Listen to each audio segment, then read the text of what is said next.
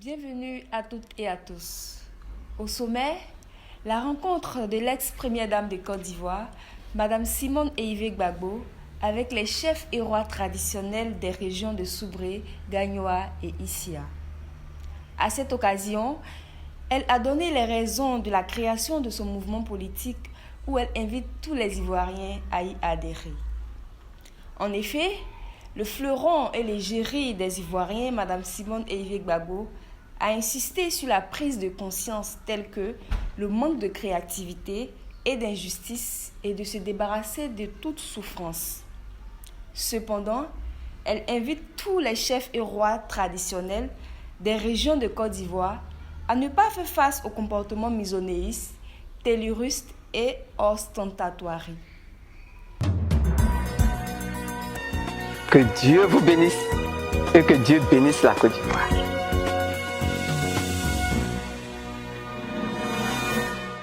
Mesdames et messieurs, bonjour et bienvenue. Madame Simone Eyive Gbagbo a répondu avec hardiesse à l'invitation de Sa Majesté Kifisier Jean Gervais, en présence de plusieurs chefs BT des régions de Gagnoa, Soubré et Issia. Et cette rencontre large et factueuse a eu lieu récemment au palais de ce dernier, sis aux deux plateaux. Une occasion belle pour le fleuron des Ivoiriens, Mme Simone Eyive Gbagbo, de donner les raisons de la création de son mouvement adiabatique, thermolabile et thermodynamique. Pour l'ex-première dame de Côte d'Ivoire, Mme Simone Eyive Gbagbo, la mission du mouvement des générations capables est de bâtir une Côte d'Ivoire nouvelle, débarrassée de toute souffrance, de supplice, d'autisme, de complicité, de manque de créativité et d'injustice. C'est pourquoi la première dame a tenu à rappeler aux chefs traditionnels l'importance du respect de la justice dans un pays et de vivre ensemble sans ségrégation. Pour elle, un pouvoir ne doit pas être psychopompe et nécrolâtre. Aujourd'hui, là, dans la génération où nous sommes, le multipartisme, là, c'est déjà quelque chose. Bien sûr, ce n'est pas encore exactement comme on le souhaite. Si vous regardez, même les colons, là, ils continuent de nous fatiguer encore d'esprit, de nous piétiner, de vouloir régenter notre vie. Donc, ce n'est pas fini. Le combat du fou est là. Le combat du PDCI, il n'est pas encore terminé. Le combat de Gbagbo n'est pas encore terminé. Ce combat-là, il continue. On doit encore combattre pour la souveraineté. On doit encore combattre pour la liberté d'opinion. On doit encore combattre pour la démocratie. Aujourd'hui, là, il y a un troisième combat qui se présente. Ce troisième combat qui se présente là, c'est que l'Afrique, la Côte d'Ivoire, doit être totalement refondée dans son économie, dans sa gestion politique, dans le respect des hommes, des citoyens, dans la collaboration entre Ivoiriens et non-Ivoiriens, dans la gestion de la justice dans un pays. Un pays n'est rien tant que la justice n'est pas respectée dans ce pays-là. Tout cela, c'est le travail que nous avons à faire aujourd'hui. C'est le travail des générations nouvelles aujourd'hui. Et c'est la raison pour laquelle moi j'ai créé, avec les femmes, j'ai créé ce que j'appelle le mouvement des générations capables. Mon espoir, c'est qu'avec ce mouvement des générations capables, nous abordons la question de la transformation des mentalités ivoiriennes. La question de l'acquisition des valeurs par les Ivoiriens eux-mêmes. La question d'une meilleure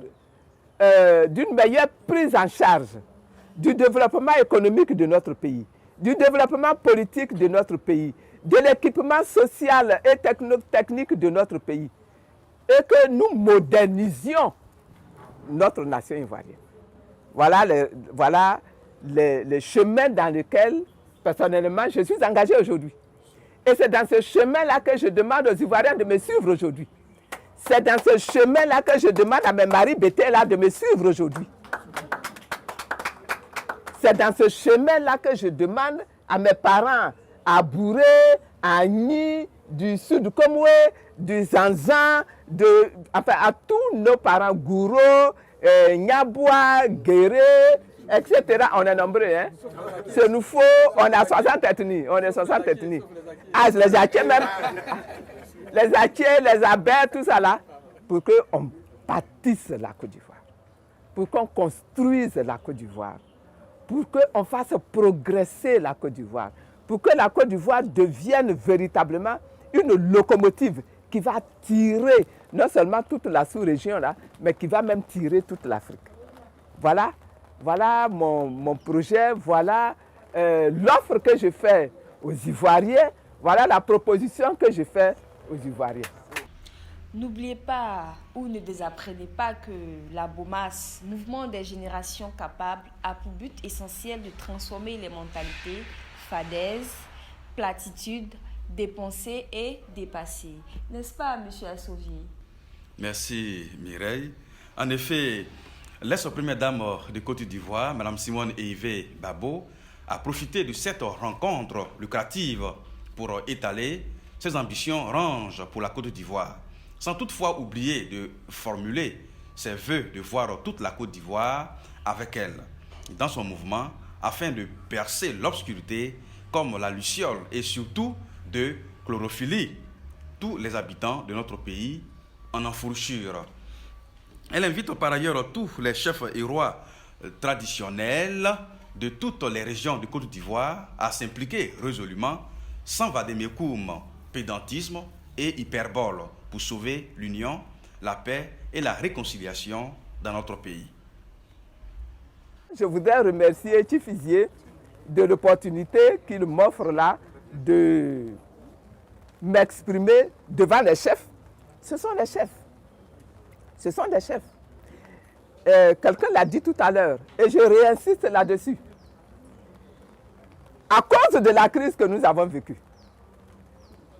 lui-même il a dit qu'il a dû intervenir lui-même dans le débat entre deux frères qui sont des anciens amis pour que la Côte d'Ivoire n'entre pas dans la crise. Mais la Côte d'Ivoire est rentrée quand même dans la crise. Sa démarche, elle était louable, elle doit être continuée. Mais à cette époque-là, ça n'allait pas aboutir. Mais bon, le temps aussi, c'est Dieu qui fixe le temps. C'est Dieu qui fixe le temps. Et donc, aujourd'hui, là, nous sommes contraints de réussir la réconciliation des populations ivoiriennes. Parce que le problème, il est là. Et il existe. Et on ne va pas contourner ce problème-là. On ne pourra même pas, Dieu ne nous donnera même pas le luxe même de contourner ce problème. Le problème, il est là. Il est posé. Ce débat-là, je l'ai déjà dit ailleurs, de mon point de vue, il ne doit pas être laissé entre les mains des politiques. Eux qui sont les chefs là, ils doivent s'impliquer dans ce débat-là. Pourquoi ils doivent s'impliquer? Ils doivent s'impliquer parce que dans la crise que la Côte d'Ivoire a vécue là, nous avons connu de nombreuses victimes. Il y en a qui sont même morts, mais leurs parents sont là, leurs descendants sont là. Ces victimes-là, dont quelquefois le sang a souillé la nation ivoirienne, réclament vengeance. On n'a pas encore commencé à leur donner, n'est-ce pas, satisfaction. Ce n'est pas la politique qui peuvent seuls régler ce problème. Ce n'est pas le droit moderne, la justice moderne dans les tribunaux là, qui peuvent régler ce problème. Il faut que vous qui gérez les communautés, vous qui gérez les villages, il faut que vous vous impliquiez dans la résolution de ce problème-là, pour que le cœur s'apaise, pour que le cœur s'ouvre, pour que les âmes s'ouvrent, pour que les esprits s'ouvrent. Vous êtes obligés de vous impliquer. La réconciliation là ne se fera pas tant que vous n'allez pas vous impliquer. Mais quand je dis vous devez vous impliquer là, ce n'est pas pour venir faire un rigbogbo de quelqu'un. Ce n'est pas ça. Mais c'est pour que de façon sage, responsable, vous fondant sur la vérité, vous fondant sur la justice, que vous réussissiez à obtenir des personnes qui sont victimes, qu'elles pardonnent. Celles qui sont victimes, qu'elles pardonnent. Que les personnes qui sont coupables aient le courage de dire nous sommes coupables. On est coupable à différents niveaux. À ce niveau-ci, là, nous nous reconnaissons coupables. Et nous demandons pardon. Que les coupables, que les bourreaux demandent pardon. Ça ne se fera pas tant que vous n'allez pas vous impliquer. Ça ne se fera pas si vous vous impliquez uniquement de façon politicienne pour encourager tel camp plutôt que tel autre camp. C'est sur la base de la justice que ce travail doit être fait. Et ça doit descendre non seulement au niveau des villages, non seulement au niveau des communautés, mais également au niveau des familles. Au niveau des familles, vous avez parlé tout à l'heure au niveau des couples. J'ai dit, ok, au niveau des couples. Mais au niveau des couples, je voudrais que nous parlions également justice, que nous parlions vérité, n'est-ce pas? Et que celui qui a raison, on lui dit, tu as raison, mais il faut pardonner. Celui qui a tort, on lui dit, tu as tort. Il faut demander pardon. La logorée, la proximité jactée des politiciens pantouflards est connue de tous. Mais Mme Simone Yves Gbagbo, l'égérie des femmes politiques ivoiriennes, comme vous le savez, est loin de là. Elle aussi canalise les vénos et les croutales politiques pour transformer les mentalités et les syllogismes sans vengeresse, ni se régimber aux idées porteuses. C'est pourquoi la première dame, Mme Simone Yves Gbagbo, devant les chefs traditionnels, explique l'importance du pardon sempiternel, mais après le pardon, bien entendu, il faut tarabistouer et réparation pour apaiser les cœurs, dira-t-elle. Parce que je dis dans ma bouche, je pardonne. Ou dans ma bouche, je demande pardon. Ça ne suffit pas. Ça ne suffit pas. Il faut qu'il y ait réparation, indemnisation. Tu vas me dire, il faut pardonner. J'ai dit d'accord. Mais tu es assis dans ma maison. Comment je peux te pardonner si toi tu es assis dans ma maison et que moi je suis obligé d'aller louer une autre maison ailleurs pour vivre avec ma famille? Tu as récupéré mes terres, tu as récupéré mes plantations et puis tu me dis on n'a qu'à pardonner. Mais je pardonne, d'accord, mais rends-moi ma plantation. Je pardonne, mais rends-moi ma terre. Je pardonne, mais tu as pris ma femme, rends-moi ma femme. Je pardonne, mais tu as pris mon mari, rends-moi mon mari.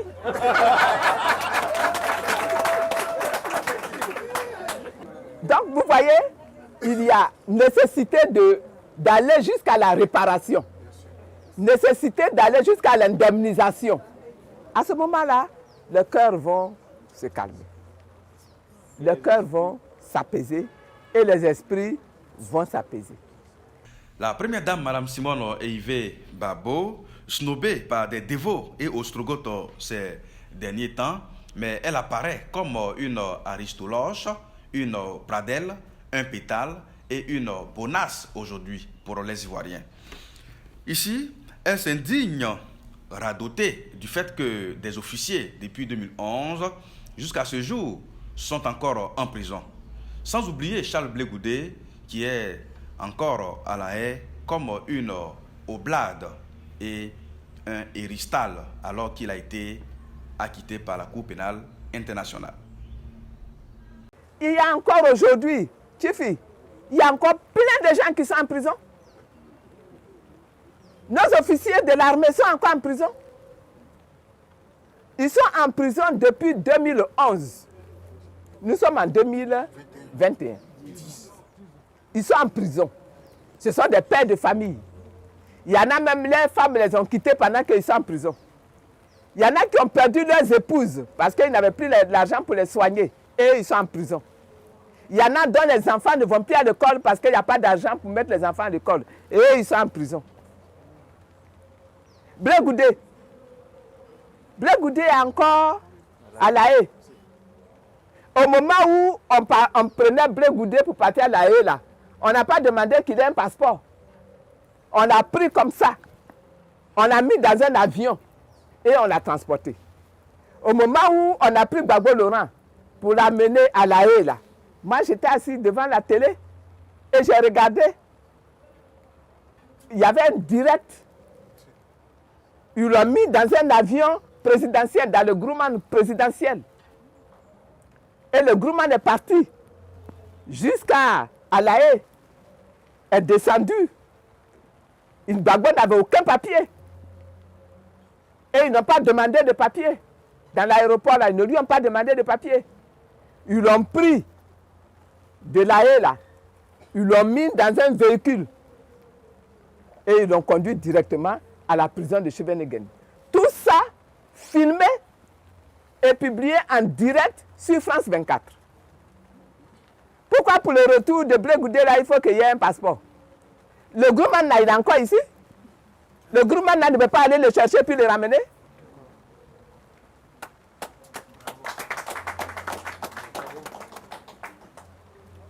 Vous voyez, l'injustice, là, ne peut pas régler, ne peut pas permettre de régler le problème de la réconciliation.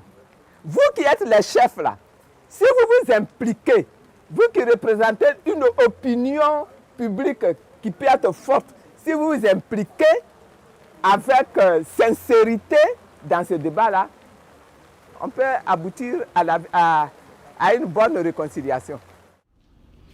Simone Eivé Gbagbo, docteur de l'université, ex-première dame de Côte d'Ivoire et ex-députée d'Abobo.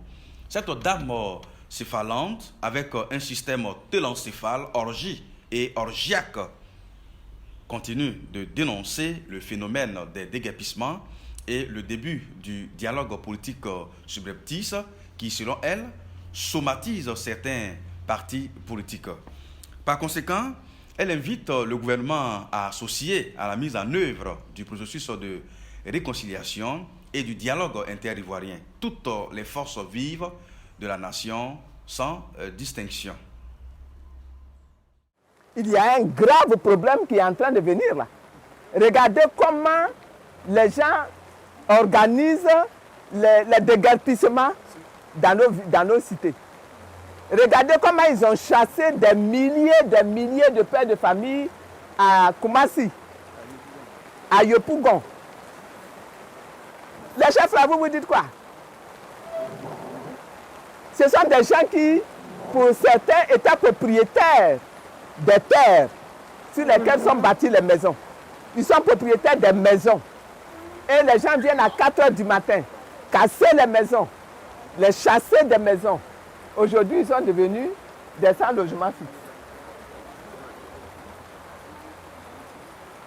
Aujourd'hui, on dit, on a commencé un dialogue politique qui commence aujourd'hui.